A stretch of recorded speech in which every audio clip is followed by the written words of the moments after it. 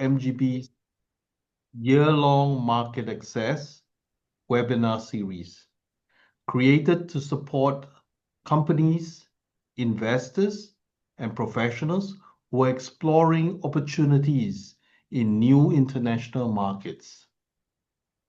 At MGB Global Collaboration Platform, our mission is to connect trusted local experts across different countries and professions so that foreign business can enter new markets with better insight, stronger support, and more confidence.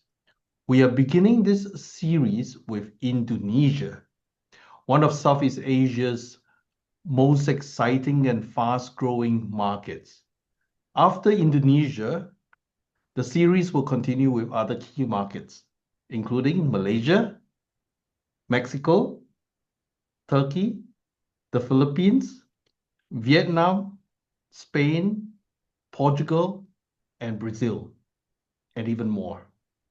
Throughout the year, our MGB team will share practical insights from the ground, covering the real issues businesses need to understand before entering a market. For the latest updates and incoming webinars and market access opportunities, please follow us on LinkedIn. You can scan the QR code here, or you can visit mgbworldwide.com. So I'll just give you a short time to scan the QR code and connect with us.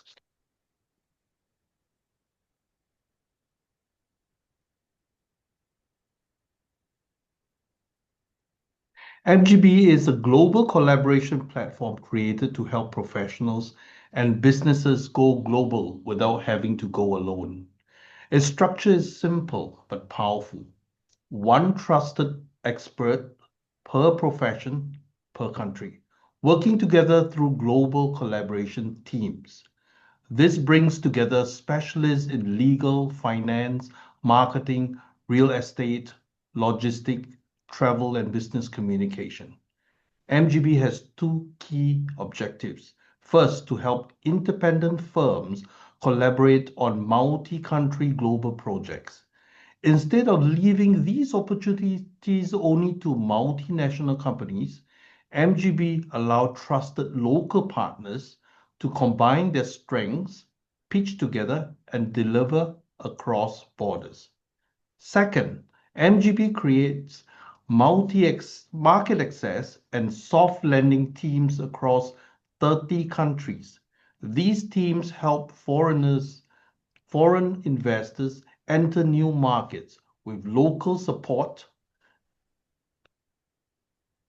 and local support in legal setup, compliance, marketing, logistics, real estate, finance, and business connections. So MGB is not just a platform. It's a global movement connecting trusted experts, opening new markets, and turning local strength into international success. And for more information, please visit our website. So welcome to Indonesia, a nation of scale, movement, and extraordinary opportunity. Today in our MGB Market Access webinar series, Success in Indonesia, we are joined by a panel of 5 expert speakers who will take us behind the scenes of what it takes to succeed in the Indonesian market. Our speakers will share practical insights on the key areas every business needs to consider, from branding and marketing to social proof, IP, legal matters, and logistic challenges. Our first speaker is Dian Sayani. Dian is a branding and packaging strategy consultant based in Indonesia with 27 years of experience across the FMCG, retail, household, and F&B sectors. Over the years, she helped brands understand Indonesia consumers more deeply and connect with them through strategic branding, effective packaging, and strong consumer insights. In her session, Dian will explore why branding plays such a critical role in the Indonesian market. She will also share how elements such as color, packaging design, emotional storytelling, and cultural relevance can help brands stand out in a market driven by growing demand and increasing sophisticated consumers. So let's welcome Dian. Okay, thank you, Shane. Good evening, everyone, and thank you for joining us today. My name is Dian Suryani from Kinaya and package. Uh, Oh, wait, okay, all right. Thank you, Shane. Good evening, everyone, and thank you for joining us today. My name is Dian Suryani from Kinaya, a branding and packaging strategy consultancy based in Jakarta, Indonesia. And right as Shane said before, for more than 27 years, I've been working with FMCG, retail household, pharmacies, and F&B brands, helping companies connect more effectively with Indonesian consumers. Tonight, I like to share practical insights from our experience working with brands entering and growing in Indonesia. Many businesses think entering Indonesia is mainly about legal setup, logistics, or distribution. And of course, those things are very important. But from our experience, the real challenge is much simpler. Consumers still not may choose your brand. Products may successfully enter the market, but without emotional connection, consumers may ignore the product completely. That's why I believe the real challenge is consumer connection. Indonesian consumers are very unique. They are highly visual, emotionally influenced, trust driven, and strongly affected by familiarity and social proof. And at the same time, Indonesia is also a very price sensitive market. But consumers are still aspirational. Consumers want products that feel modern, trustworthy, and relevant to their lifestyle. One important thing many foreign businesses underestimate is consumers may not fully understand your product technically, but they immediately decide whether they trust it. And the judgment often happens within seconds through packaging, visual identity, and communication. In Indonesia, consumers are often buy emotionally first and then justify logically later, like buying something spontaneously and only later at home asking themselves, why did I buy this? That's why branding plays a much bigger role than many companies expect. Branding matters, packaging matters, familiarity matters, and also perception is matters. Consumers here do not only buy products, they buy trust, confidence, aspiration, and emotional reassurance, especially in crowded retail environments where consumers make decisions very quickly. Indonesian consumers are also very brand driven. Today, one of the fastest growing markets in Indonesia is e-commerce platforms such as Shopee, Tokopedia, and online stores. Consumers often decide to buy products based on reviews, ratings, and social proofs, even when they already know or have previously used the brand. And social media also plays a major role in shaping consumer behavior. This is why visual communication becomes extremely important in Indonesia. Another important thing international businesses need to understand is that Indonesia is not one single consumer market. Indonesia has a very different consumer segments with different expectations and purchasing behaviors. First, the upper market segment usually looks for exclusivity, quality, emotional value, and premium experience. Meanwhile, the middle market, which is Indonesia's largest segment, is highly aspirational. Consumers want better lifestyle and affordable premium products, but they still carefully consider price and value. And then we have the mass market segment, where consumers are more practical, highly price sensitive, and strongly influenced by trust and familiarity. Different segments require different communication styles, packaging approaches, and emotional triggers. This is why one strategy may work in Jakarta, but not necessarily in smaller cities or different market segments. So, one common mistake we often see is that foreign brands only translate the language, but emotionally, the brand still feels foreign to consumers. Localization is not only language, it's perception. This is especially important in Indonesia because emotional relevance strongly affects purchasing decisions. This is very interesting real example. Recently, because of supply chain disruptions and global conflict impact, some snack packaging in Japan changed into black and white packaging to reduce ink usage. Japan consumers may tolerate black and white packaging, minimalist emergency packaging, reduced visual communication. Why? Because trust level high. Consumers already know the product. Packaging less emotionally dependent. Japanese consumers could still accept it relatively well because the priority was product availability and operationally efficiency. But this approach may not work effectively in Indonesia. Why? Because Indonesian consumers are highly visual and emotionally driven during purchasing decisions.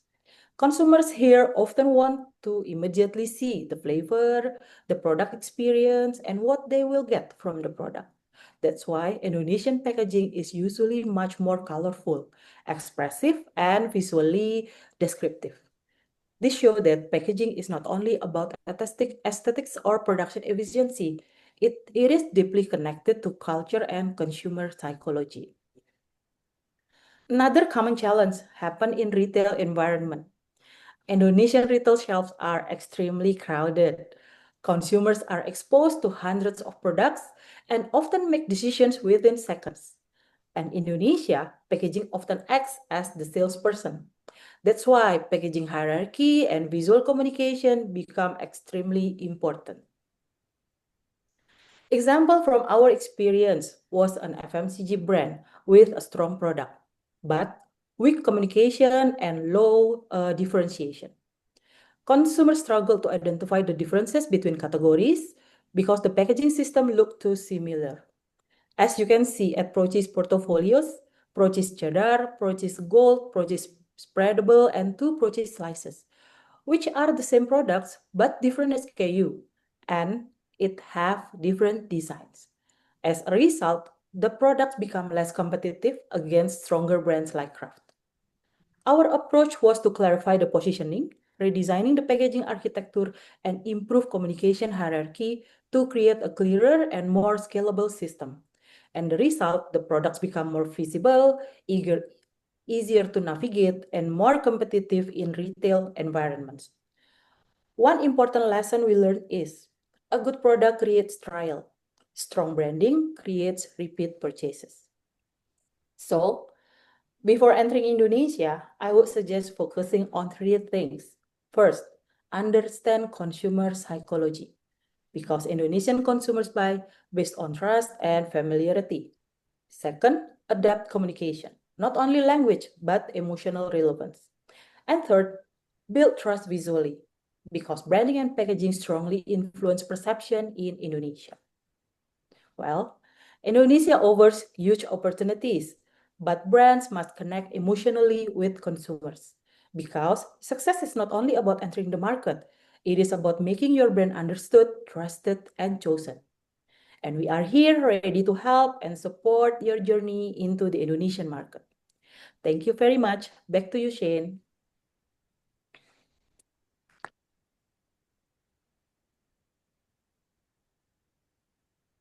Thank you. Thank you very much. I hope you're starting to enjoy and to understand more about why Indonesian consumers are always looking for something. If you look at their social media, their television, it's very exciting, very entertainment, and that's why, it's very emotional, it's very psychological. It reminds me of where I am. in Thailand is also the same.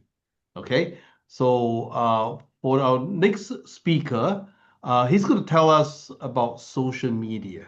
Okay, and he's Leonardus William Linger. Leonardus is a marketing and branding professional and a marketing graduate from Macquarie University, Australia. He has over 8 years of experience in marketing, branding, and strategic communication. He has worked with more than 600 brands across Indonesia and internationally, and is currently part of Fine Creative Agency, where he focuses on creative branding, brand strategy, and social media communication. In Indonesia, social media is more than just a marketing channel. It is where people discover brands, build trust, follow trends, and make buying decisions. Leonardus will share why social media works so powerfully in the Indonesian market and how brands can make it work through the right message, content, and platform and cultural understanding. Let's warmly welcome Leonardus.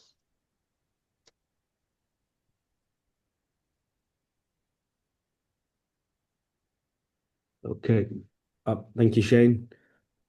Hello, everyone. My name is Leo from Fine Creative Agency, a branding and digital marketing agency based in Indonesia. Building on what we just heard from the previous session about the branding of the packaging, I'm going to take a foundation and bring it up to the next step. Because once your branding is there, the real question is how do you actually reach and sell the Indonesian consumers? That's exactly what we're going to unpack today. So let's get into it.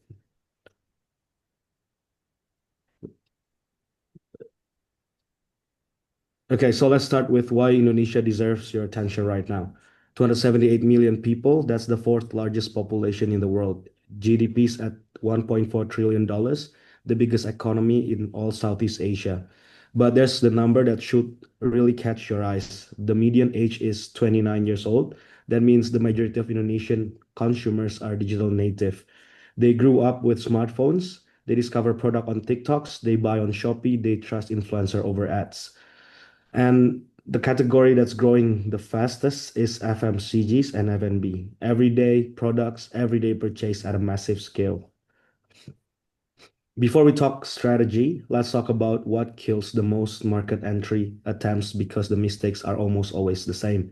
First, brand enters without understanding local regulations. They launched and then realize their product isn't legally cleared to sell. That's months of waste of time and money.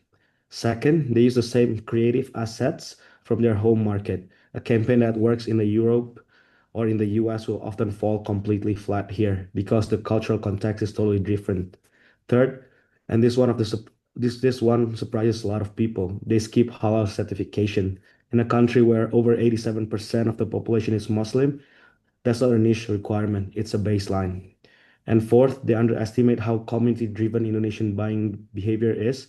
Word of mouth, social proof, peer recommendations. This drive purchases decision far more than paid ads alone. Failing Indonesia is rarely about the products, it's almost about the strategy. Now let's talk about where the audiences actually lives online. Because understanding the platform ecosystem is critically before you spend a single dollar on marketing. What this chart shows you is that every platform in Asia serves a distinct, non-interchangeable role in the consumer's journey. You can't just pick one and call it a strategy. TikTok, with over 125 million users, is your discovery engine. This is where the product go viral. This is where unknown brands become household name overnight. YouTube, at 139 million users, is where you tell your brand story in depth. Tutorials, testimonials, long form content. This is where consideration is built. Instagram, the center around brand aesthetics. It's your visual identity, your lifestyle positioning. Facebook still reaches 919 million users and remains the dominant platform for Tier 2 and Tier 3 cities outside of Jakarta. And WhatsApp, 98 million users. This is your consumer relationship management, your community builder, your direct conversion channel. The brands that win in Indonesia don't choose between this platform. They use each one for what it does best. Here's a number worth pausing on, $62 billion that Indonesia's e-commerce GMV in 2024. one of the highest in all Southeast Asia. And the strategic implication is clear. For international brands, e-commerce is your market entry point, not physical retail. The framework is simple: marketplace first, then D2C or direct to consumers. Start on Tokopedia and Shopee, non-negotiable presence on both. Then layer in TikTok Shop, which is the fastest growing channel right now, especially for F&B and impulse purchases. One thing that makes an immediate difference: secure your official store badge. In Indonesia, the badge is an instant trust signal. Local buyers look for it because before they buy the brand from a brand they didn't recognize yet. Validate your product market fit through marketplace first, then scale into direct to consumer once the brand has traction. Once your channel are set, the next question is, what do you actually put out there? Let's talk about the content first, because the type of content you create matters just as much where you post it. There are three principles that consistently work in the Indonesian market. First is edutainment. Educate first, sell second. Don't open with a product pitch, open with value. Teach your audience something useful and let the product follows naturally. Second, cultural relevance. This means leveraging Ramadan moments, local humors, local language nuance, and contents that feels like it was made for Indonesia will always outperform content that feels like it was translated for Indonesia. Third is UGC or user generated content. Indonesia consumers trust other consumers above almost everything else. Build campaign that get people talking, reviewing, and resharing. That organic work of mouth is incredibly powerful here. Now, once you know what to create, the next question is who delivers it.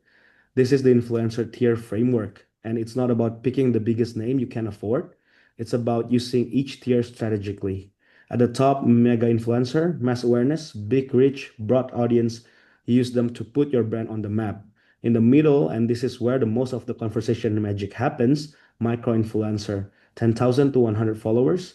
They deliver 3 to 5 times higher engagement than mega influencer. Why? Because their audience trusts them personally. When they recommend something, it feels like a friend's opinion, not an ad's. At the baseline, nano influencer, niche community, deep trust, hyper-local relevance. Great content combined with the right influencer tiers, that's where results happen.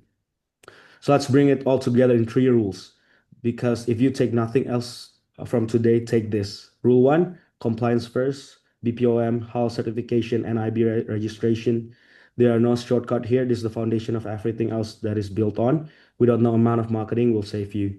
Rule number two, localize everything. And I want to be very clear. This is not about translations. It's about total cultural transformation. From visual tones, your messaging, your campaign timing, all of it needs to feel like it was made from Indonesia for Indonesia, not adapted for it.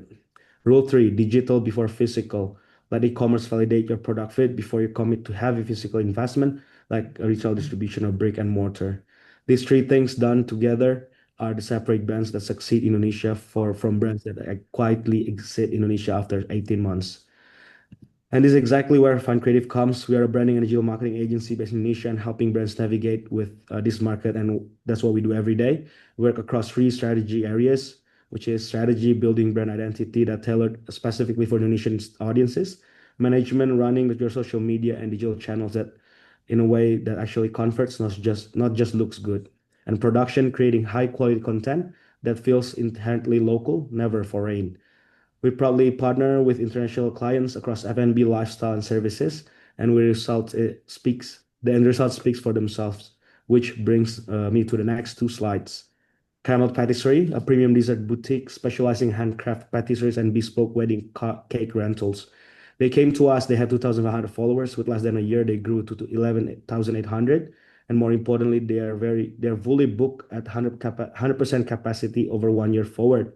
How? We repositioned them as a giving gift patisserie and activate a viral content strategy that result were undeniable. Only one video hits 51.2 million views, another 12.6 views, and these weren't boosted posts. They were organic content built on a deep understanding of what Indonesian audiences respond to. That's the power of getting your content strategy right.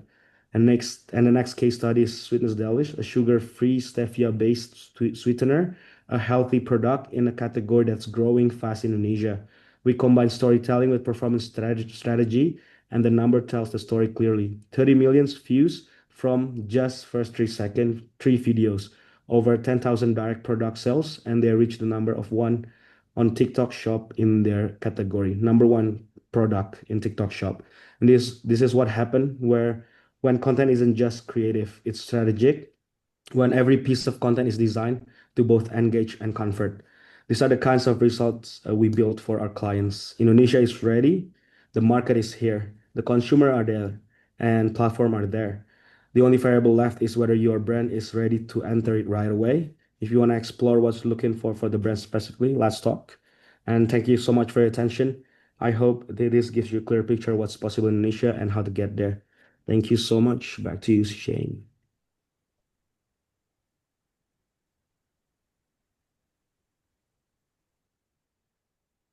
Yeah, I'm sure you enjoy uh, this. This is really great, you know. Imagine a population of 280 million, but they have 356 million mobile connections. That is 125% more than the population itself. So could you imagine how connected they are? Uh, I've learned that Indonesia is a country with 17,000 islands. So it's the same, you know. The crossing across geography is difficult. It's a challenge, and so mobile connection is the way. Okay, and that's going to be very powerful going forward. Yep. So next we have um, Josephine help us with IP consultant. Our third speaker is Josephine Natawariya. Uh, she is the principal of Katani Johan Consulting, also known as KDC. And she is an IP 2.0 advocate with more than 19 years of experience as an intellectual property strategist and attorney. Through her powerful tagline, protecting beautiful minds, Josephine helped Indonesian and international businesses protect their intangible assets, including brands, ideas, designs, trademarks, and creative work, and turn them into real strategic advantage. For companies entering Indonesia, IP protection is not just a legal formality. It can determine whether your brand, product, and market position are truly protected as you grow. Today, Josephine will share with you why entering the Indonesian market without proper IP protection can be risky and what businesses should understand before they expand. Let's welcome Josephine. Thank you, Shane. I'm going to replace the screen. Hopefully everybody can see it now. Yes. Okay, great. Good evening, everyone. My name is Josephine Kartini Natawirya. I know it is a tongue twister. I am an IP attorney from Kartini Johan Consulting, KDC. Tonight, I am the third speaker. And before I start, let me make one promise. I will not read you the law tonight. You can Google the law. I want to tell you what you cannot Google, which is what counterfeiting in Indonesia has actually become in 2026. 18 years in Indonesian IP, and I have never seen anything like what we are seeing today. The fakes don't look like fakes anymore. The sellers don't act like sellers anymore. And sometimes the products don't even exist. Tonight, I want to show you why and what to do about it. The problem has changed, and if the problem has changed, our defense must change too. So, a few years ago, counterfeiting was simple. Someone copied your product, you proved it was fake, you seized it, done. Today, counterfeiters invent products brands never made. They create fake model numbers, they push them through the same algorithms as the real ones. This is no longer imitation, this is substitution. And substitution requires a different strategy in defense. So, what they do now, the counterfeiters, tactic number one is hallucination. If you see here, there's a original product, JBL Clip 5 Ultra, and also these are fabricated products. The seller is not offering a fake JBL 5 Ultra. They are offering a JBL TG113. Sounds fancy, right? Or a JBL Mini. These are the models that do not exist. JBL has never made them. When the buyer goes to Google to check, there is no official page. There is nothing to compare. So the absence of information becomes the proof. Okay? The second tactic is narrative. The seller tries to explain that the cheaper price comes with a story. Oh, this is a factory leftovers, or this is an export rejects. So there's a story behind it. The third tactic is pricing. Now it's not 50% cheaper. It's only between 15 to 20%. So it is believable enough to look authentic, right? And fourth is squatting. This is very common. A local party targets your trademark and files it for themselves. Even a big brand like IKEA was hit by this in Indonesia. IKEA had filed its trademark in two classes, but had not opened a store yet. So what happened was a Surabaya company, Surabaya is a city in the eastern part of Java Island, filed for the same mark in those same classes. And then they went to the court and asked the judge to cancel the IKEA's original registration for non-use. The court agreed. So IKEA lost its original registration. Although IKEA still operates in Indonesia today, but only because they had defensive filings as backups. But the original registration is gone forever. If it can happen to IKEA, it can happen to your brand. Okay, so now let me show you a real example. JBL in Indonesia. At the peak of the wave, industry observation suggested that the majority of JBL listings outside official channels, this is an unaudited channels, on Shopee and Tokopedia were fabricated models. So the 60%, no, like the majority of the JBL listings is the products that JBL never made. So the product is fiction, but the transaction is real. And then for years, customers trusted the IMS hologram. IMS is the authorized importer in Indonesia. And then the counterfeiters started to fake the hologram too. So JBL now moved the proof, um, shifted from packaging to software. If the JBL portable app cannot read the device, the product is not genuine.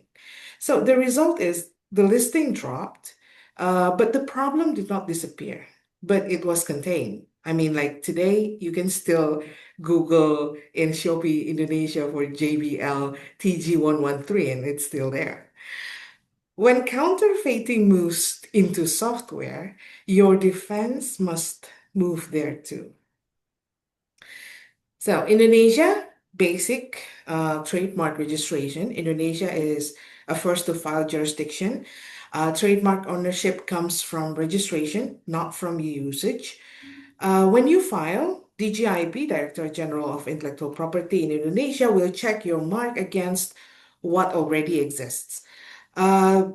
With visual similarity, phonetic similarity, including across languages, and also conceptual similarity. They are looking for the same idea. So on screen here, you can see also this distinctive spectrum. Generic and descriptive marks are weak, suggestive, arbitrary, and fanciful are strong. This is where many international brands collide with Indonesia, someone locally may have filed something similar first. So, what is the defense? First, class architecture. Trademark protection in Indonesia is class-based. For example, if you have a cosmetic brand, you will file your trademark in class 3 for cosmetics. That is great. But you also need class 5 for skin vitamins and supplements. Class 35 if you want to open an official store online, and then class 44 for beauty services, class 21 for cosmetic tools. Those in the red boxes are often a skip class. Every class you skip is a door left open. And remember, prevention is always cheaper than recovery. And the second defense is digital vigilance. At KDC, we built two tools for this. The first one is EquiScan for detection. It monitors Shopee, Tokopedia, TikTok Shop, and Lazada continuously. It catches fabricated SKUs, suspicious seller, and abnormal pricing the moment they appear. The second one is Kawal Brand for enforcement. We coordinate takedowns there, evidence packaging, and escalation into formal proceedings when needed. And also, in the recent time, Indonesia also has introduced a fast-track takedown system.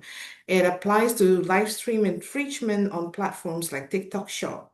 So the legal basis is Government Regulation number 47, year 2025, which is enforced since February.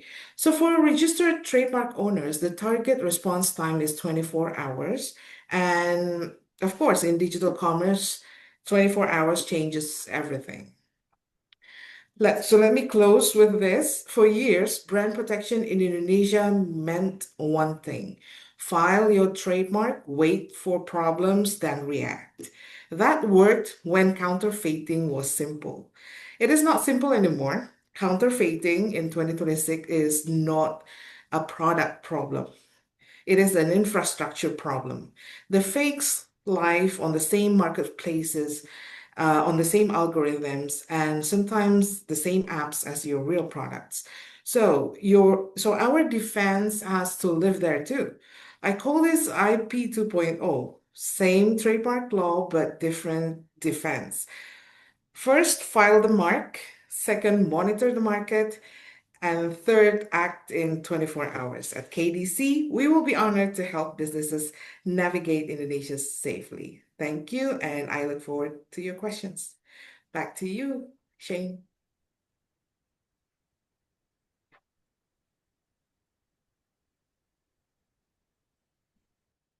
Okay, I think by now you would have a lot of questions, but please hold your horses. We will have a Q&A session where you will have the opportunity to ask questions, ask the panelists questions. So thank you, Josephine. I think I myself was very amazed by, Indonesia's IP squatters. Is amazing. Just be careful with them. Uh, they are really fierce. Okay. I had a one-to-one with Josephine, and she was like opening the database and showing me, the marks that I was interested, the trademarks I was interested, and it's like not easy. Josephine said, "Oh, we'll help you fight it." So yeah, it's not easy. You still have to go through something. So get there early. That's one of the first thing that you should do when you prepare for the market. And after that, digital, and then before the physical. Okay. So right now, let's just go on with the webinar. Another QR code for you to scan just to follow us on MGB, because we have a lot of other events coming up, especially webinars like these in other countries. So if you're interested in other countries, all the other countries, as market access people or providers, you should follow us so that you know what we are up to. Okay, and not forgetting we have chapters that are same profession chapters, like the lawyer and accountants chapter, the travel chapter, the logistics chapter, the marketing chapters, real estate, architect, PR, uh, all chapters that are like, where you meet people who do exactly the same as you. And then in the same chapter, you share. The only thing different between you and them is they are from another country and you can learn a lot about what they do. On top of that, you get referrals, you get insights about what's going on in the world, in your profession. And that's really great. Okay. And you can also go to mgbworldwide.com to observe us and also to sign up as our members if you want to. Okay, and so now we go on to the next speaker, Muhammad Philosophy. Philosophy is the CEO of Documenta Legal Tech, an Indonesian legal technology company that makes legal services more accessible, especially for micro, small, and medium enterprises. Documenta supports businesses with legal and permit services, intellectual property protection, legal risk management, document storage and control, and other essential legal matters. For companies entering Indonesia, legal readiness is a foundation for operating safely, protecting your brand, and reducing business risk. Through Documenta, Philosophy is helping set a new standard for legal services with punctual timelines, accurate advice, support by machine learning analytics, and trusted partnerships. Today, he will share why legal structures, permits, and intellectual property protection matters for businesses entering Indonesia. So let's welcome Philosophy. Okay, thank you, Shane. Uh, okay, hello everyone. Thanks for coming to this productive meeting. Let me introduce myself. I'm Philosophy. You can call me Philo, not Pillow. Okay, today I want to share practical tips how foreign investor can successfully start a business in Indonesia. And how can my team, Documenta, help turn complicated legal matters into something much easier and safer for you. Okay, in our experience, foreign investors usually enter Indonesia through two gateways. The first one is Bali. Bali captures global attention through tourism, lifestyle, and international commodities. The second one is Jakarta, which is the economic engine of the country. Jakarta is where major industries operate, including technology, construction, energy, and infrastructure. So in simple terms, Bali attracts global attention while Jakarta delivers economic scale. But we also have another option, is a Batam Island near from Singapore. They have a special zone for taxes and warehousing. So it's also a good destination for the foreign investor to come to Indonesia. If you want to open a business here, the safest route is setting up a foreign investment company. We call it a PMA.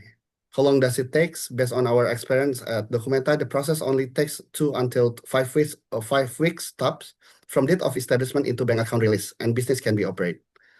We split into 2 phases of incorporation. In the first 1 until 2 weeks, we focus on securing your date of establishment, business ID, and industrial classification code. For the rest of the time, my team will handle all the general permit and special permit until your company 100% ready to operate. In average, one company in Indonesia needs 5 until 9 licenses per industrial code. Some permit can be parallel with the company operation. Some need to be granted before they operate. Based on our experience handling many clients, a lot of investors fall into a trap called licensing illusion. Many things great, my NIB or business ID license is issued, which means I can start selling tomorrow. But the reality is different. Licensing in Indonesia has layers. Some industrial codes are really strict. Having the business ID paper isn't enough to operate your business. If your office building violates the city zoning rules, or if you haven't passed the bank strict requirement for foreign capital, you need to wait until the approval release. Also, licensing isn't just about getting a piece of paper. The whole ecosystem must be aligned, and choosing the simplest simplest industrial codes are the real strategy to enter the Indonesian market. To give you better understanding, here's some real case study of opening a business without the right strategy. The Korean investor case, their corporate bank account was blocked. Why? Because when the tax office and bank representative physically verified their office address, they failed to check and they don't put the person in charge or local partner in that office address. We solve it by providing a local hire to handle all verification things from tax office and bank. The Japanese investor case, their business idea was automatically frozen by the system. The reason they opened a factory in the area that wasn't zoned for industry. And also they're overlapping the business classification. We help them to focusing on one business classification first, and we arrange a change of the address to one of our industrial zone warehouse partner. The third one is the European investor case. Their business license was revoked because they didn't know about the mandatory rules. One of the mandatory rules is a foreign investment company must have a minimum capital of 1 billion rupiah. It's almost one million dollars. If they come to us, they can have another option to create a local company with local partner to avoid that big capital at the beginning of the market expansion. My job and Documenta is to make sure this mistake never happen to your business. We also have the one of famous cases, the 7-Eleven in Indonesia. In 2017, all official 7-Eleven stores were permanently closed. Many people thought the business failed because of the competition, but actually regulation played the major role. In 2015, the government introduced a regulation that prohibited the sale of low alcohol beverage in mini market. For 7-Eleven, this was not only about losing one of product category, they also lose customer behavior. At that time, 7-Eleven was not only the convenience store, it was a place for people to hang out, have a small meeting, buy snack, coffee, and alcohol to spend time. When the regulation changed, one of their high margin product disappeared, customer visit dropped, and revenue decreased significantly. At the same time, operating costs remained high. In the end, the business could not longer sustain itself. So there's no 7-Eleven in Indonesia right now. Okay, the next case is also one of the famous case about the legal compliance, the case of Holy Wings in 2022, become one important example how business licensing can affect operation. In business, having license is not enough. The real question, does your license match your actual business activity?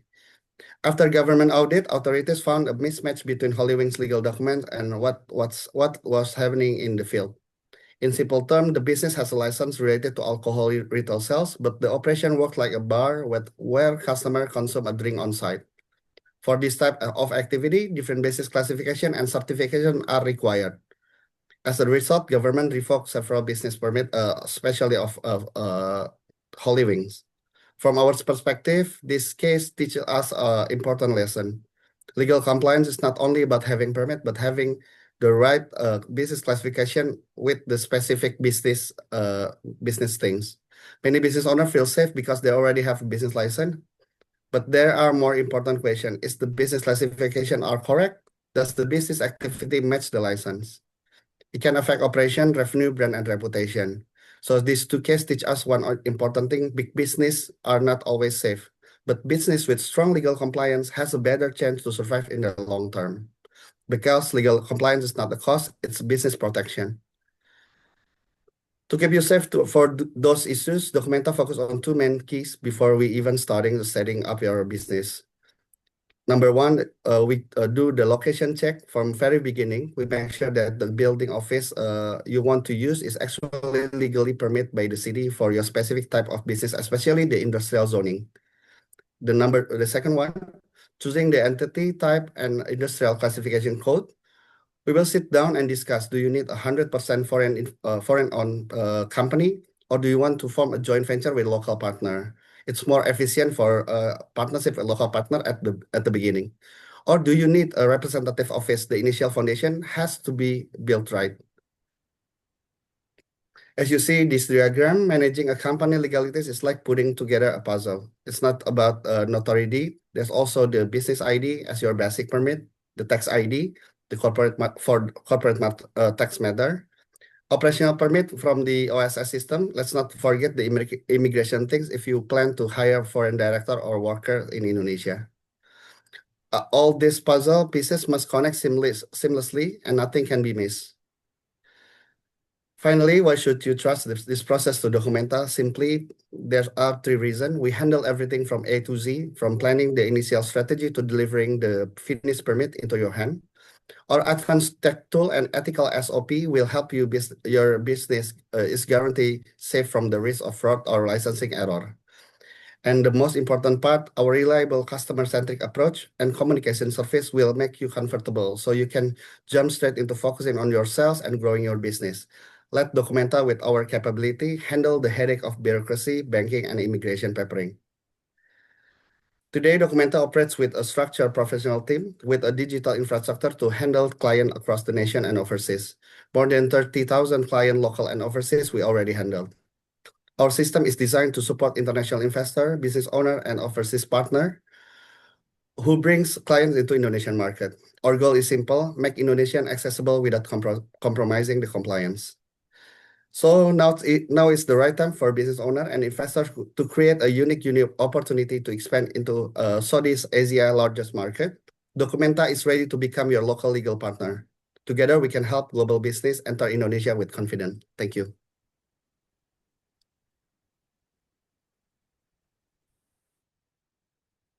Back to you, Shane. Yep, I'm sure that's a lot of information to take over. It's a lot. Yep, and I think if I were to go to Indonesia, I would definitely need a trusted partner there, a lawyer who can be trusted. And I think we work with philosophy. He's not just known to us. We've worked with him and all the MGB partners that you see here, all the MGB members here. We worked with them for more than a year, meeting almost every other week. So we know who they are. We've worked and we have met in our global collaboration, global convention. So it's not that we just know them. We have worked with them and we know and we can testify to their professionalism. So if you are looking at starting a company or structuring one, please work with Documenta. Okay. Yep. So our next speaker is Joshua Sentosa. I know how you have the four speakers have told you a lot about Indonesia and how complex it is. Joshua is going to tell you more complexity, but he says that complexity is your advantage. Okay, that means other people cannot handle that kind of complexity, but you can because you got a good partner. So that is your advantage. That's why you can go into a complicated, a complex market like Indonesia. So let's hear from Joshua. Okay, Joshua is the General Manager of PT Oriental Logistics Indonesia, or OLC Group, a full-service international freight forwarder headquartered in Jakarta with branches in Semarang and Medan. He's also the founder of Ace Bridge, a cross-border trade enabler consultancy that helps foreign businesses navigate in Indonesia's import-export landscape and market entry process. With more than 12 years of hands-on experience in international cargo, customer clearance, and trade compliance, Joshua understands what it really takes to move goods in and out of and across Indonesia. For companies entering Indonesian market, logistics is not just an operational detail. It can directly affect cost, speed, customer experience, and market success. Today, Joshua will share practical experience and insights on how businesses can manage logistics, custom, and trade challenges and build a stronger foothold in one of the world's most dynamic and complex trade environments. So, Joshua, over to you. Hi, thank you, Shane. Okay, let me share my screen first.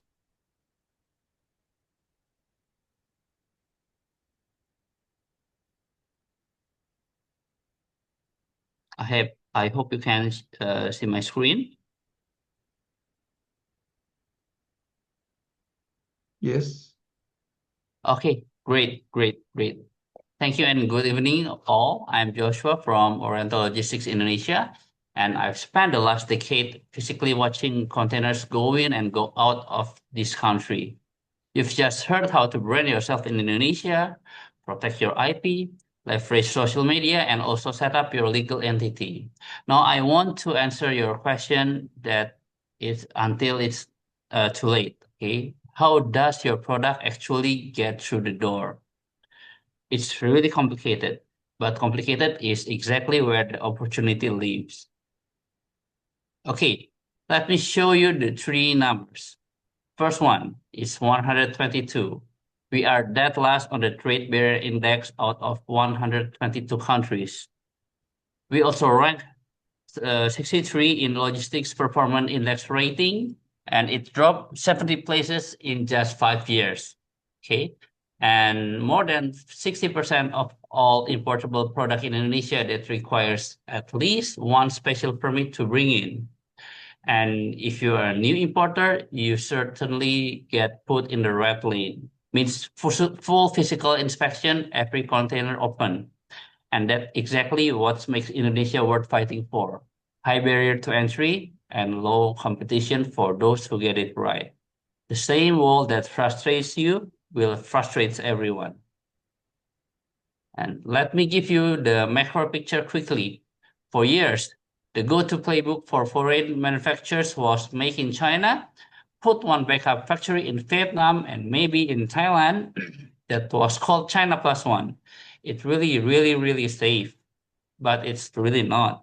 Because in April, Trump tariff was Trump tariff wars happened and Cambodia got 49%, Vietnam 46, Thailand 36, and Indonesia we got negotiated to 19% in July 2025. That is the best tariff rate in ASEAN outside Singapore. But here's what makes Indonesia fundamentally different from other China Plus One options.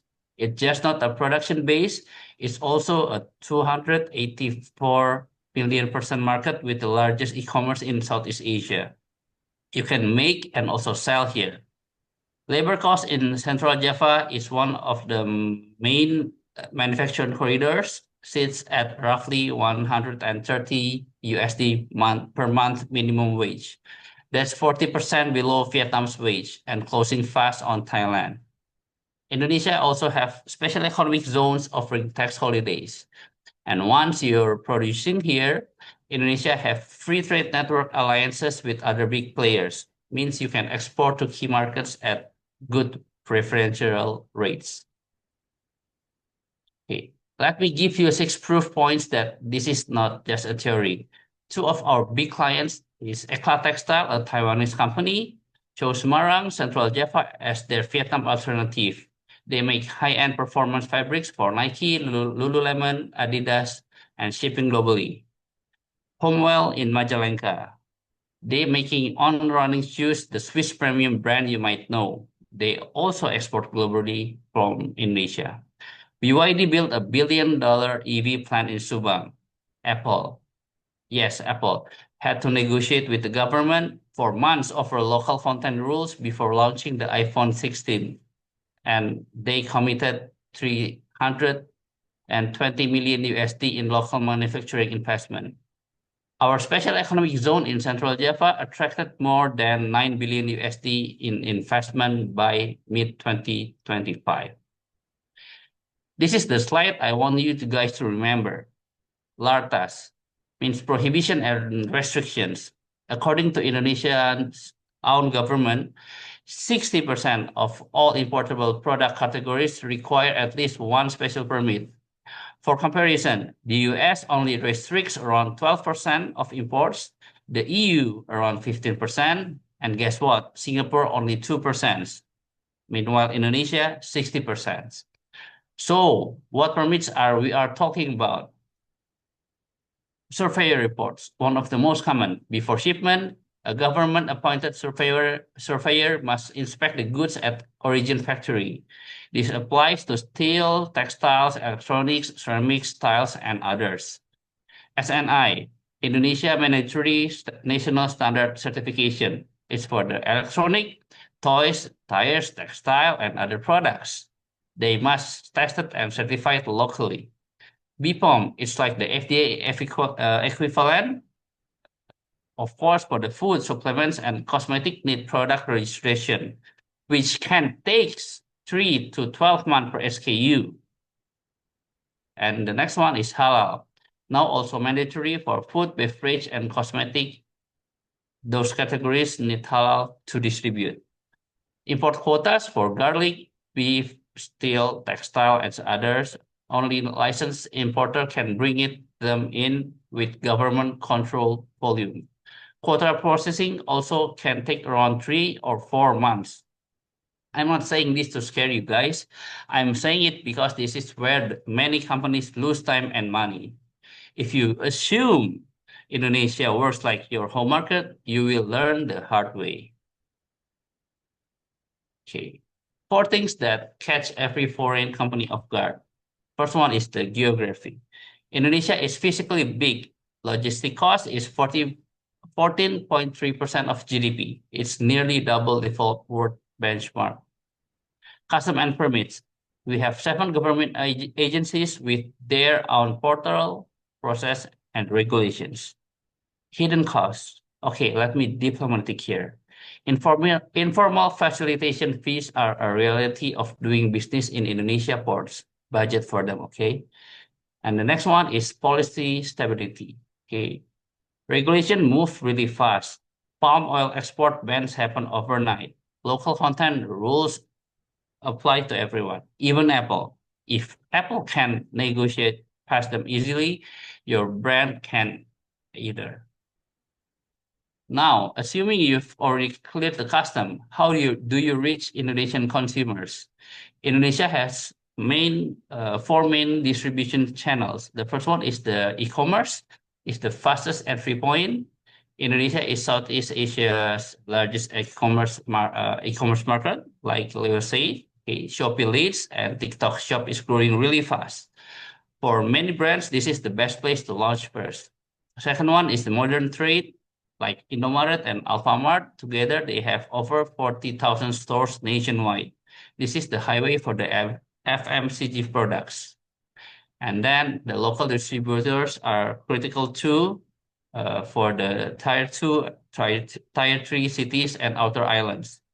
They handle the last mile distribution, but you need to choose carefully. For B2B and specialty goods, you need to work with a licensed importer with strong compliance. They manage to custom complexity while you focus on building the brand.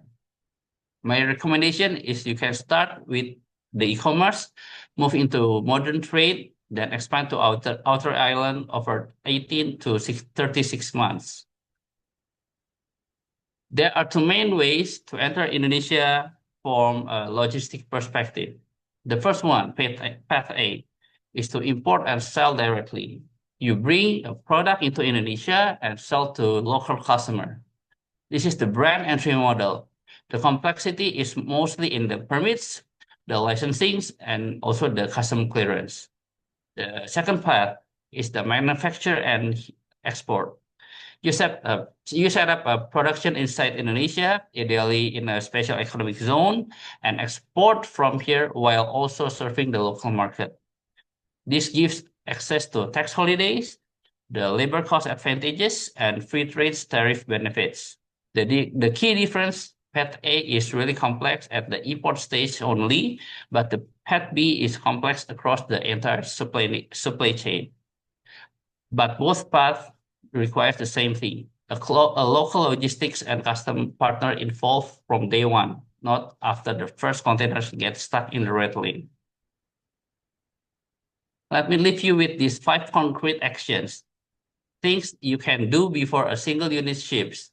The first one, check your products against Indonesia Lartar's database and do this before you sign with a distributor. 2, Budget for permit timelines, not shipping timelines. If your product launch in 6 months, then you need to start the registration today or maybe yesterday. 3. Get your HS code advised by professional. The difference between two similar HS code can mean difference between 0 import duty and 30% import duty. 4th, you also need to engage freight forwarder and custom broker before your first shipment is planned. Okay, not when it's already at port. 5. You need to build red lane time into your supply chain. Every new importer gets physical inspection. It takes 7 to 14 days extra for the physical inspection. Days, not 6 hours like in Singapore. Okay, it's every time for the first year. Let me close with this. Indonesia is one of the most trade restricted countries in the world. It ranked 122 out of 122. More than 60% of our product needs special permits to enter, and the customs system has multiple lanes, multiple agencies, and multiple surprises. And yet, Homewell is making on-cloud shoes here. Ekla Textile is supporting Nike and Lululemon here. BYD, Apple, they are all there. They are not there despite the complexity. They there because they found partners who can navigate it every day. If you want to enter Indonesia, not just explore it, my invitation is to start with those 5 checklist items, and you're ready to talk how your product actually crossed the border. You can find us. Thank you. Back to Shane.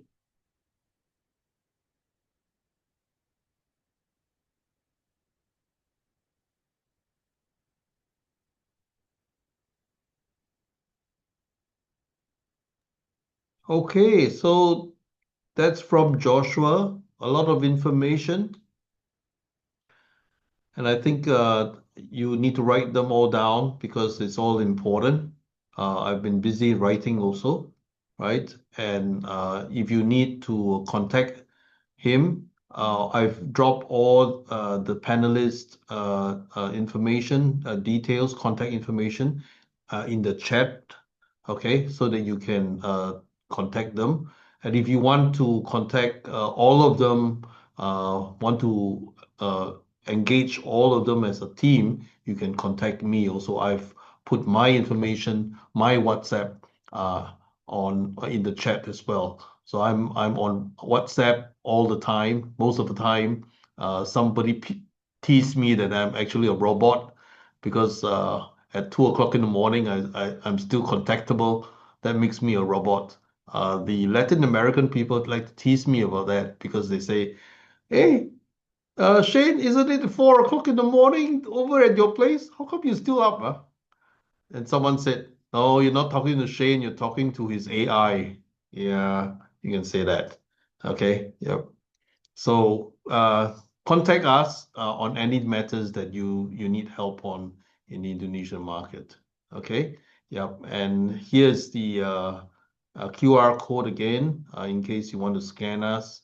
Okay, and now is a session for Q&A. Q&A. Okay.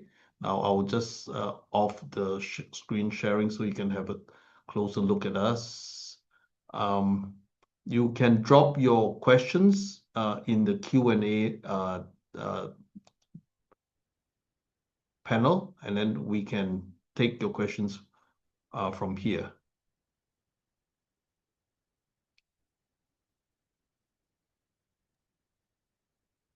So yeah, just to explain how it works. So on the bottom of the Zoom, there should be a Q&A button with a question mark. With there, you can type in the question, and we will answer them based. Oh, sorry. And we will answer them based on your question. So please type in if you want to ask something about about the Indonesia market. Okay, we have a question here for Josephine. Josephine, the question is, do we need to do the IP protection for the whole of Indonesia,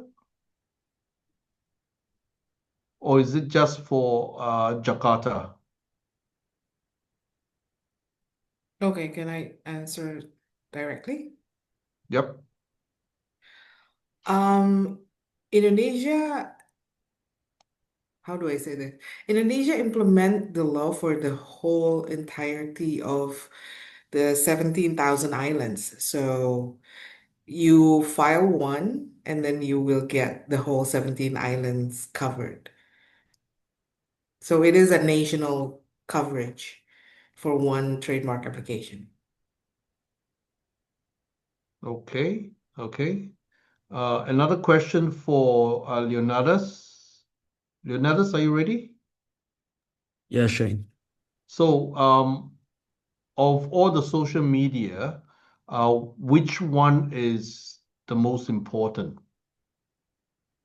Right. Okay. Thank you for the question. So the two biggest social media now running for Indonesia is TikTok and Instagram. These both are very important because they both serve different purposes. TikTok is like when you had an offline event, it's like, I'm sorry, an offline store, it's like your sales marketing giving out the brochure. So it gives you high brand awareness.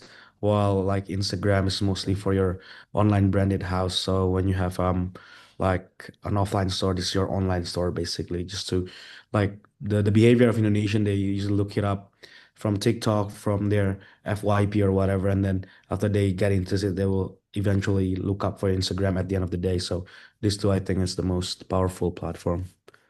Yeah. Thank you. Okay, I have a question open to all the panelists. Anyone can answer. So the question is from Warren Tay. What is the corporate tax structure in Indonesia and any incentive to encourage foreign companies to establish there? I think that question might be good to go to Philo, right? Yeah. Okay. Yeah.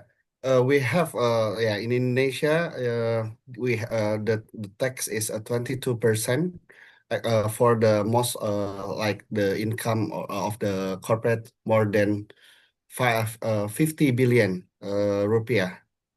Below that is 11% for the company tax.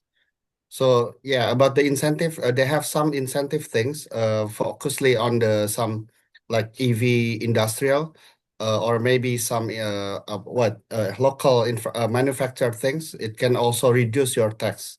So it's depend on the industry for the incentive. But focusedly, I think our tax, we have some different incentive for some industry. For details, maybe we can set a meeting so I can tell you more details. Thank you. Okay, so maybe for Warren, you can put in the notes, add to the question of what industry are you looking at so that we can answer in the more details. Okay, yep. And over to Yuwatida in Thailand.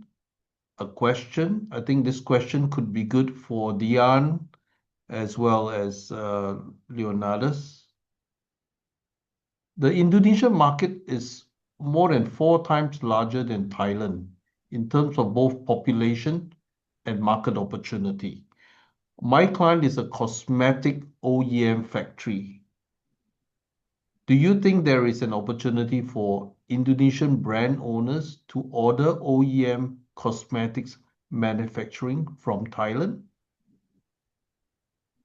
So Thailand is very famous for cosmetics, huh? So do you think they will order an OEM cosmetic manufacturing from Thailand?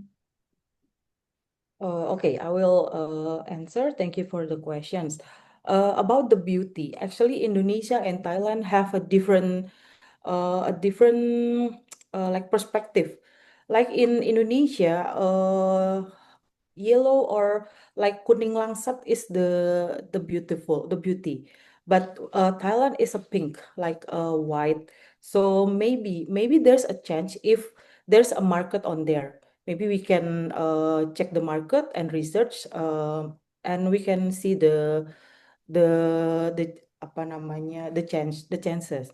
And also in Indonesia, the most favorite about the beauty right now, the mercusuar is Korean and Japan. So I think if you want to say that maybe brand owners to order OEM cosmetics manufacturing from Thailand, yes, you have to check for the consumers first. When they are ready, then we are can apa namanya order from you.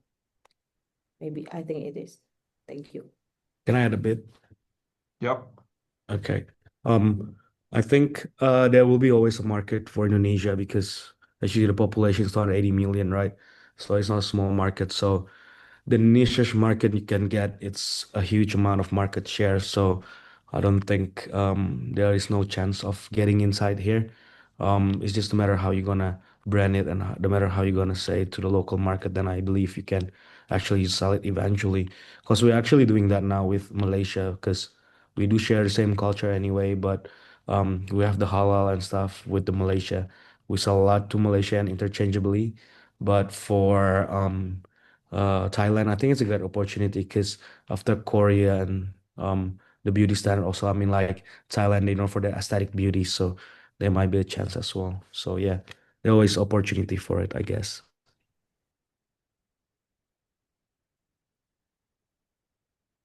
Okay. I just want to add that, OEM, from Thailand is one thing, but I think the packaging, the way it is sort of localized, I think is very important, like what we said, so if there could be a danger that, what's workable in Thailand, in terms of the taste can be very different from Indonesia. Although both countries worship the Korean and Japanese for beauty, I think there's a different way in which they do it. So, that we should be more careful on that one, and like what Leonardo say, uh, don't just translate, localize everything. So it looks as if it's coming from Indonesia, and that's not easy to do when you are in another country. You have a perspective of that country. So it's quite important for us to get into the soul of the Indonesians, get into the culture of it. And for that to happen, I think you have to live, you have to go to Indonesia, be there for a while to understand how things work there, not just understand from a, a, a logical point of view, but from an emotional point of view. Okay, uh, that one I would say because I live in Thailand and I've been living in Thailand for 20 years. It takes me a good 10 years, at least 10 to 15 years before I really get to understand Thais. Okay, so similarly, culture is something which is very hard to understand, and you have to just live with the people to understand that. Okay, yep, great. Um, any more questions?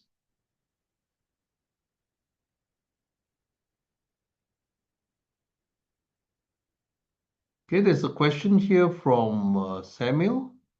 Hi, I'm Sam from Malaysia. I have a question for Leo. Why Leo got so many questions?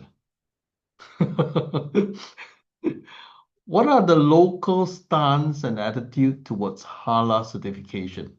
Here in Malaysia, the majority Malay Muslims have a very high tolerance towards halal certification.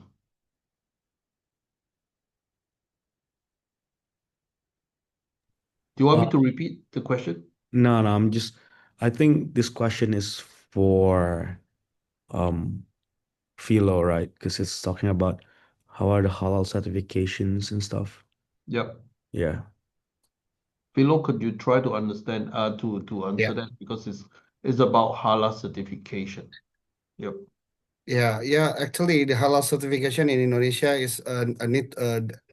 People who serve the what not, halal should be obliged to have a certification of halal in 2027. So yeah, it is really matter in here actually for especially for the market because they can separate the halal things and non-halal. Most of it like a sushi restaurant is they don't if they don't have halal certification, the reliability is lower, so the segment of the Muslim market can be low. So of course, yeah, in Indonesia, halal certification for the consumable product is one of the required product certification. Yeah. Maybe I'll add a bit about the market itself. I think like if we're talking about halal, like I think the market itself, they do actually care. It actually depends on what market are you targeting. Like obviously the non-Muslim they don't care, but for the Muslim, they do really care like a lot about this halal certification mostly. And I mean that's just it's just like their common sense of Indonesian, like where they eat something that is non-halal, they feel bad about it. Like it's a norm that they feel, hey, I'm doing something wrong. I'm doing some sin, So it's still highly attached to it. So I think if you want to go for a big market, then you have to apply for halal certification.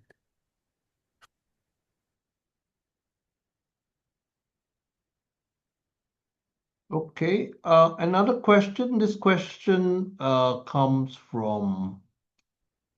um, from Europe. I think it's from Spain. Um, Liva, can you just enlighten me? Which country are you from? I think it's Spain. Okay. The question is, thank you for a phenomenal high quality webinar from a real estate and architectural development perspective. What are the most critical legal or zoning pitfalls foreigners face when acquiring land or developing corporate infrastructure in Indonesia? How smooth is the regulatory process for foreign architectural concepts transitional into local compliances? Thank you.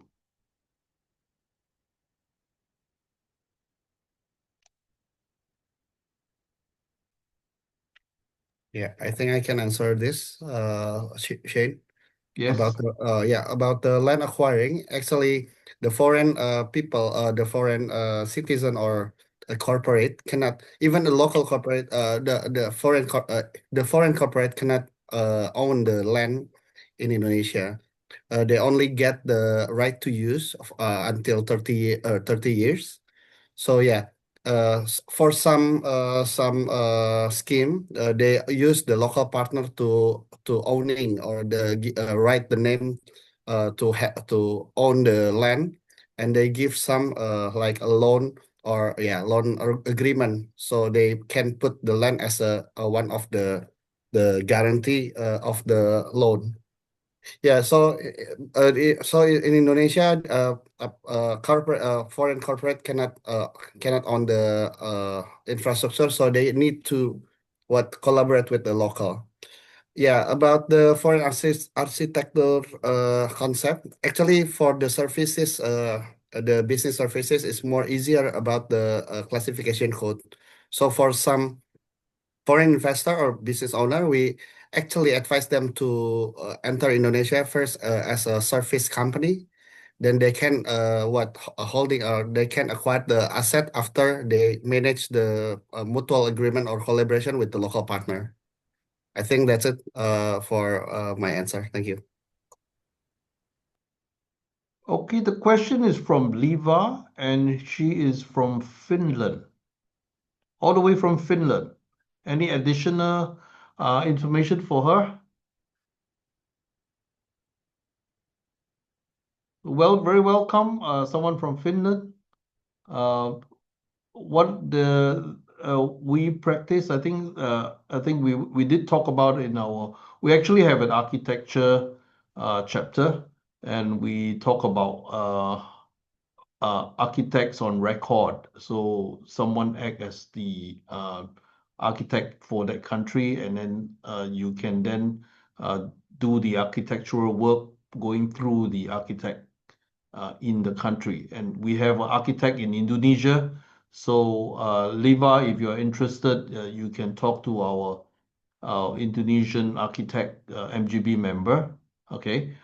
We do not have the architect on the panelist today because the topic today is more of market entry, but we're going to have part two of the Indonesian webinar, which will feature HR, the travel industry, the architect. That will be part two. If you can, connect with us, and then I will inform you when we have decided to go into the second part of the webinar for Indonesia. Okay. Yep. Okay.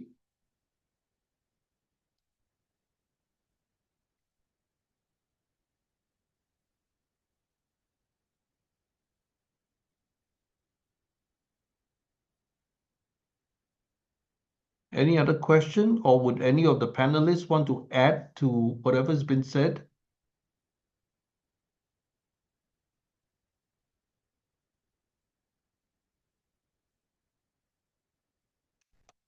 Okay, so with this, I would like to move to the next part of the webinar.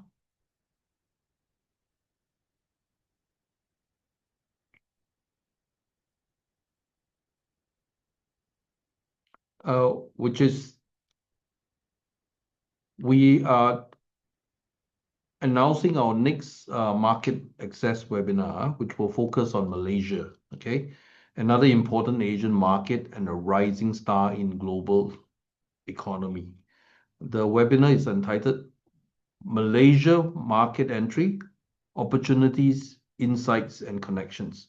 So it will be on Tuesday, 25th of June, 2026, at 7 p.m. Thai time. Okay, which is in in Malaysian time, 8 p.m. We'll be joined by 4 speakers, and they will share market knowledge, business experience, practical guidance for companies looking to explore opportunities in Malaysia.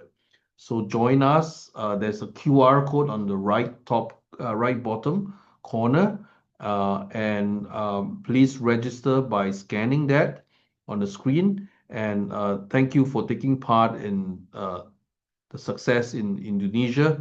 We look forward to seeing you in the next webinar, which is on Malaysia. Okay, so thank you very much. And that's the end of our webinar. Thank you and good night.